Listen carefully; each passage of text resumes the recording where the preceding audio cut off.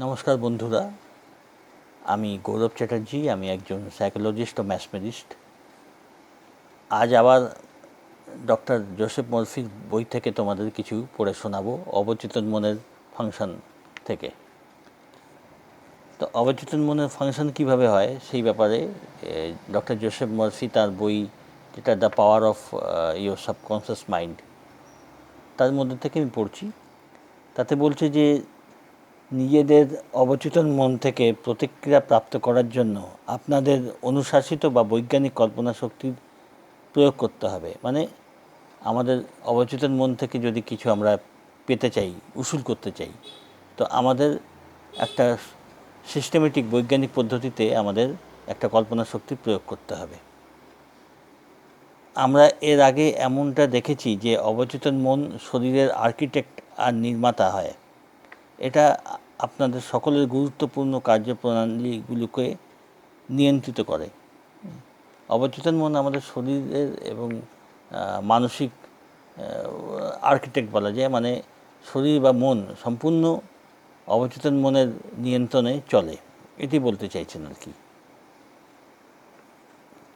যা আমাদের সমস্ত যাবতীয় গুরুত্বপূর্ণ কাজগুলো অবচেতন মনের দ্বারাই ওটা পরিচালিত হয়। বলছে বাইবেল এমনটা জানায় যে আপনারা প্রার্থনায় যা চাইবেন বিশ্বাস রাখলে সেটা আপনাদের প্রাপ্ত হবে। শুধু বাইবেল নয়, এটা সব রকম ধর্মমতেই এরকম আছে যে বিশ্বাস নিয়ে যদি আমরা কোনো কিছু চাই তো সেটা হবে। বিশ্বাস রাখা হচ্ছে কোনো জিনিসকে সত্য বলে মানা, সেটা হওয়ার আশায় বেঁচে থাকা। আপনারা যখন এমন অবস্থায় থাকবেন তখন আপনাদের প্রার্থনা পূরণ হয়ে পড়বে। মানে যখন বিশ্বাস নিয়ে কোনো প্রার্থনা করা যায়, পুরোপুরি বিশ্বাস, তখন ওটা সফলতা হওয়ার চান্স, ওই জিনিসটা, ওই বিশ্বাসে কোনো কিছু প্রার্থনা করলে সেটা সফল হওয়ার চান্স অনেক গুণ বেড়ে যায়। বলছে তিনটে স্টেপ রয়েছে প্রার্থনার। সকল প্রার্থনা করার সময় 3 মূলভূত পদক্ষেপ গ্রহণের আবশ্যকতা হয়। যে কোনো প্রার্থনা প্রেয়ার যদি সাকসেসফুল করতে চাই তো ইম্পর্ট্যান্ট 3টে স্টেপ রয়েছে। একটা হলো সমস্যাকে অবচেতন মনে হাতে তুলে দিন। কেবল সেটাই এর সমাধান করার সবথেকে প্রভাবশালী সমাধান জানে। যে কি না, সমস্যাকে অবচেতন মনের হাতে ছেড়ে দিন, মানে স্যারেন্ডার করা, যেটা আমরা প্রার্থনা বলি না, যে ঈশ্বরের কাছে বা সুপ্রিম পাওয়ার যিনি, তার কাছে নিজেকে স্যারেন্ডার করে দেওয়া। তাই বলছে যে সমস্যাটা তাকে জানিয়ে তার হাতে ছেড়ে দেওয়া। এখানে বৈজ্ঞানিক পদ্ধতিতে বলছে অবচেতন মনের হাতে ছেড়ে দেওয়া। আমরা ঈশ্বর বা যাই বলি, যেরকমই নাম দিই, তো তার হাতে সমস্যাটাকে জানিয়ে ছেড়ে দেওয়া। মানে এখন অবচেতন মন সেটা হিসেব করবে যে কী করে এর সমাধান করতে হবে। বলছে সমস্যা সমাধান একমাত্র প্রভাবশালী সমাধান সেই জানে, মানে অবচেতন মন জানে। দ্বিতীয় স্টেপ হলো সমস্যাকে স্বীকার করে নিন বা মেনে নিন। মানে সমস্যা যে সমস্যা, ওটাকে অ্যাকসেপ্ট করতে হবে, যে হ্যাঁ, মানতে হবে যে সমস্যা আছে। আর তৃতীয় হচ্ছে গভীর বিশ্বাসের শান্ত অনুভূতি রাখুন যে এই কাজটা হয়ে পড়েছে, মানে এন্ড রেজাল্ট। মানে প্রার্থনা করার সময় নিজেকে পুরোপুরি বিশ্বাসে রাখতে হবে যে প্রার্থনাটা আমার পুরো হয়ে গেছে, এই বিশ্বাস নিয়ে থাকতে হবে। এই যিনি রাইটার ডক্টর জোসেফ মরফি, উনি ধার্মিক লোক হলেও উনি কিন্তু একজন মনোবৈজ্ঞানিক, মানে ওনার প্রফেশন কিন্তু এই মনোবৈজ্ঞানিক ট্রেনিংই ছিল পুরো।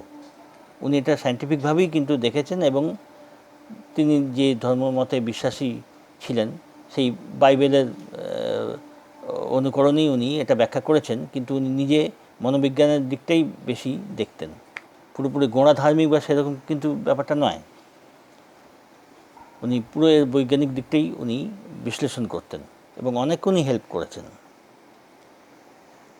তো বলছি গভীর বিশ্বাসের শান্ত অনুভূতি রাখুন যে এই কাজটা হয়ে পড়েছে। মানে নিজেকে পুরোপুরি স্যারেন্ডার করে দিয়ে সমস্যাটা অবচেতন মনের হাতে তুলে দিয়ে গভীর বিশ্বাস রাখা যে কাজটা হয়ে গেছে। হ্যাঁ, ঠিক। মানে কাজটা হয়ে গেলে যে ফিলিংসটা আসে, প্রার্থনা পুরো হয়ে গেলে যে ফিলিংসটা আসে, ভেতরে সেরকম ফিলিংস আসা দরকার যে হ্যাঁ কাজটা হয়ে গেছে, নিশ্চিন্ত। যেমন আমরা খাবার রেস্টুরেন্টে বসে খাবার অর্ডার দিয়ে নিশ্চিন্ত থাকি যে ও এসেই যাবে, সেই জিনিস। মানে এই জন্যে নিজেকে কখনোই এমনটা বলবেন না যে আমি যদি ঠিক হয়ে উঠতাম। মানে সংকোচ আর শঙ্কা আপনাদের প্রার্থনাকে কেবলমাত্র দুর্বলই করে তুলতে পারে। এই প্রার্থনা করার সময় কোনো রকম যে জড়তা, সংকোচ বা ভয় বা সন্দেহ, এটা কিন্তু আমাদের দুর্বল করে ফেলে। ওই জন্য এটা বলা যাবে না যে আমি যদি ঠিক হয়ে উঠতাম, প্রার্থনা এরকম শব্দ বলা যাবে না। বা আমি আশা রাখি যে এই প্রার্থনা করছি এটা ফল দেবে, এরকম না। বলছে যে কাজটা হওয়ার রয়েছে সেটার ব্যাপারে আপনাদের ভাবনার দ্বারা পরিণাম নির্দিষ্ট হয়। মানে ভাবনাটা রাখতে হবে যদি হয়ে উঠতাম বা এই জাতীয় নয়, বা এটা হয়ে গেলে খুব ভালো হতো, এই জাতীয় অস্থির চিন্তা না। পুরোপুরি যে হ্যাঁ ও হয়ে যাবে, এটা আমার ঠিকই আমি ভালো হয়ে যাব, বা যে জিনিসটা যে প্রার্থনাটা করছি ওটা ঠিক হয়ে যাবে, মানে এরকম নিশ্চিন্ত ভাবটা, এটা একবারে হবার না, এগুলো প্র্যাকটিস করতে হয়। প্র্যাকটিস করতে করতে ওই ভাবটা আসে যে নিশ্চিন্ত স্থির বিশ্বাসে যে হ্যাঁ প্রার্থনা করছি এটা পুরো হবেই। এমনটা ধরে নিন যে আপনাদের সামঞ্জস্য অবশ্যই প্রাপ্ত হবে। এমনটা ধরে নিন যে আপনাদের সুস্বাস্থ্য অবশ্যই প্রাপ্ত হবে। মানে যেই জিনিসের জন্যই আমরা প্রার্থনা করছি ধরে নিতে হবে যে ওটা হবেই। প্রার্থনা করছি মানে ওটা শিওর পৌঁছে গেছে, যে যেখানে প্রার্থনা করছি তার কাছে, সে অবচেতন মনই হোক বা গড, ঈশ্বর, আল্লাহ যিনি হন, ও তার কাছে পৌঁছে গেছে, ওটা হবেই, প্রার্থনা পুরো হবেই, এই বিশ্বাসটা রাখতে হবে। অবচেতন মনের অসীমিত চিকিৎসাত্মক শক্তির মাধ্যম হয়ে উঠে আপনারা প্রভাবশালী হয়ে উঠতে পারেন। মানে অবচেতন মনের, এটা স্বাস্থ্য সম্বন্ধে বলছে যে অবচেতন মনের যে স্বাস্থ্য সম্বন্ধীয় যে চিকিৎসা সম্বন্ধীয় যে ক্ষমতা অবচেতন মনের,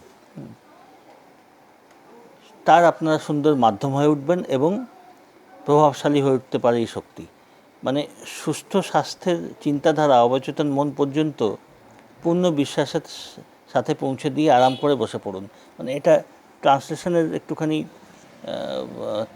তারতম্যের জন্য বুঝতে একটু অসুবিধা হয়। ব্যাপারটা হচ্ছে যে চিন্তাধারা আমাদের সারিয়ে তোলবার যে ক্ষমতা থাকে অবচেতন মনে, তার উপরে বিশ্বাস রেখে নিশ্চিন্ত হয়ে আপনি থাকতে পারেন।